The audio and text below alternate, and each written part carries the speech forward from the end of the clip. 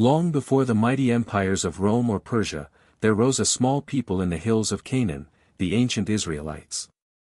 Their journey, from wandering tribes to a united kingdom and, finally, to exile, would leave a spiritual legacy that shaped the world. Our story begins not with myth or miracle, but with traces left in stone and earth, the intersection between faith and history. For centuries, the tales of Moses, David, and Solomon were accepted as divine truth. But when archaeology began to flourish in the 19th century, new questions arose. How much of the Bible's story reflects real events, and what belongs to legend? The earliest known reference to Israel appears on an Egyptian stele carved around 1207 BC, during the reign of Pharaoh Merneptah. The inscription proudly declares, "Israel is laid waste, its seed is no more." This single line, carved over 3,000 years ago, is the first time the name Israel appears in history. At this point, the Israelites were not yet a kingdom, nor even a nation. They were a loose confederation of tribes, herders and farmers bound by a shared culture and language. Where they came from, however, remains one of history's enduring mysteries. The biblical Exodus tells of Hebrew slaves escaping Egypt under the prophet Moses, crossing the desert to reach the promised land.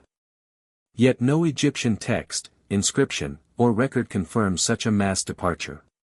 Still, history does hint at a grain of truth.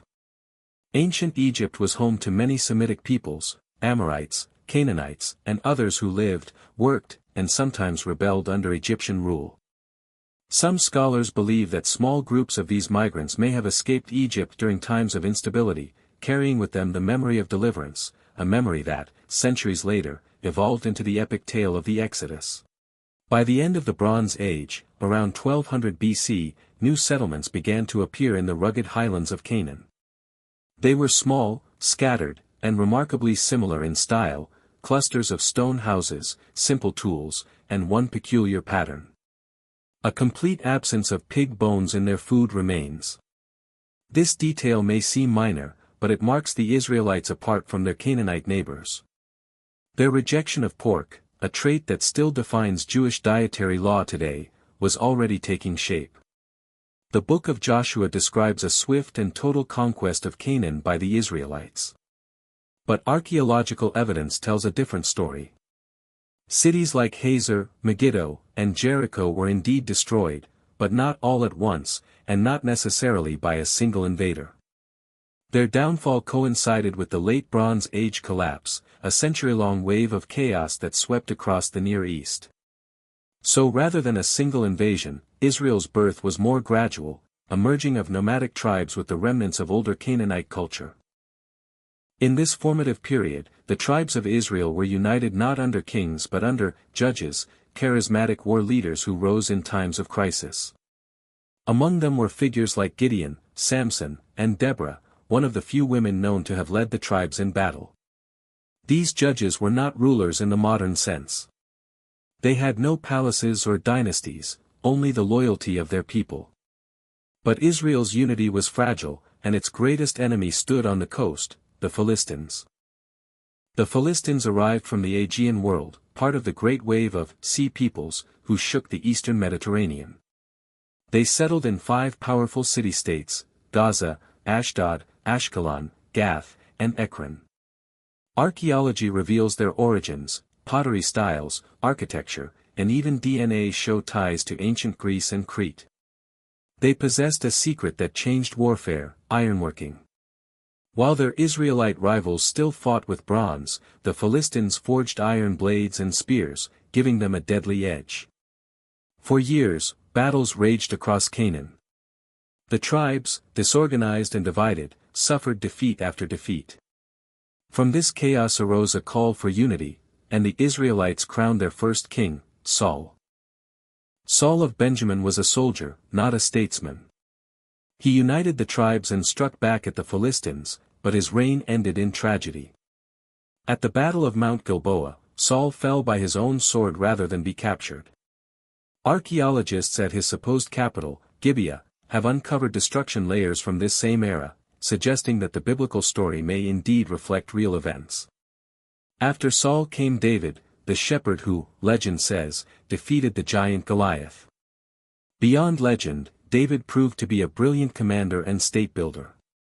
He captured Jerusalem, made it his capital, and forged a true kingdom of Israel. For centuries, scholars debated whether David was a myth. But in the 1990s, two inscriptions were found in northern Israel and Moab, both referring to the House of David. This discovery confirmed that David's dynasty was no invention. Under King Solomon, David's son, Israel reached its golden age. Trade flowed through its borders, and the first temple was built, a shining monument in Jerusalem. Yet outside the Bible, Solomon's name is absent from inscriptions or annals, leaving historians uncertain of the scale of his empire. Still, traces of large public works dated to his time suggest that his reign was indeed prosperous. Religion in early Israel was not yet monotheistic. The Israelites worshipped Yahweh as their chief god, but he was not alone. His divine consort, Asherah, appears on numerous inscriptions reading, "Blessed be Yahweh and his Asherah." Small clay idols and household figurines, known as teraphim, have been found in Israelite homes, showing that personal worship and polytheism were part of daily life. Only much later would prophets and reformers begin to preach that Yahweh alone was God, rejecting all others. This evolution from polytheism to monotheism is one of history's most profound transformations. After Solomon's death, the unity he built shattered. Around 930 BC, his son Rehoboam imposed heavy taxes, provoking rebellion. The northern tribes broke away, forming the kingdom of Israel with its capital first at Shechem, later at Samaria. In the south, the kingdom of Judah remained loyal to the Davidic line. The north flourished economically but was plagued by coups and assassinations, 19 kings from 9 dynasties in just 2 centuries. Its rulers, influenced by neighboring Phoenicia, built temples to Baal and El, blending Canaanite and Israelite faiths. In contrast, Judah was smaller but more stable, centered on the temple in Jerusalem. In the 8th century BC, a new power rose from Mesopotamia, the neo-Assyrian Empire. Ruthless and relentless, its armies marched west, demanding tribute. Israel's king Hoshea tried to break free by allying with Egypt. In 722 BC, Assyrian forces under Sargon II besieged Samaria for 3 years. When the city fell, tens of thousands were deported across the empire. The northern kingdom ceased to exist, its people becoming the fabled 10 lost tribes of Israel. Judah survived, for now, but waves of refugees from the north poured into its cities. Jerusalem's population exploded, transforming it from a hilltop town into a thriving capital. King Hezekiah of Judah fortified Jerusalem, built new walls, and carved the famous Siloam Tunnel to secure water during siege. He also attempted a sweeping religious reform, destroying idols and outlawing all worship outside the temple. But Hezekiah's independence angered the Assyrians. Their king, Sennacherib, invaded Judah, devastating its towns. Jerusalem survived only after Hezekiah paid a massive tribute, a story recorded not just in the Bible, but on Sennacherib's own prism found in Nineveh. His successors reversed his reforms, restoring pagan altars. Yet one final reformer would emerge, Josiah, Hezekiah's great-grandson. Josiah centralized worship in Jerusalem, destroyed shrines across the land, and introduced new laws, the text we now call Deuteronomy. Modern scholars believe Deuteronomy was written during Josiah's reign, not discovered from ancient times as the Bible suggests. It marked the true birth of the written Torah, a fusion of religion and statecraft meant to unify the people. By the late 7th century BC, new empires fought for dominance: Assyria, Egypt, and Babylon. Judah found itself trapped between them. Its final kings, Jehoiakim, Jehoiakim, and Zedekiah, shifted alliances desperately, hoping to survive. In 586 BC, Babylon's king Nebuchadnezzar II lost patience. His army besieged Jerusalem for over a year. When the walls fell, the city was burned to the ground. Solomon's temple, once the heart of Israel's faith, was reduced to ash. Thousands were led away in chains to Babylon. This was the Babylonian exile, a catastrophe that ended the kingdom of Judah but gave birth to a new idea. That faith could survive without a temple, without a king, even without a homeland. In exile, the people of Judah began to see their history as a divine narrative, a covenant tested through suffering. Scribes collected, edited, and preserved their ancient traditions.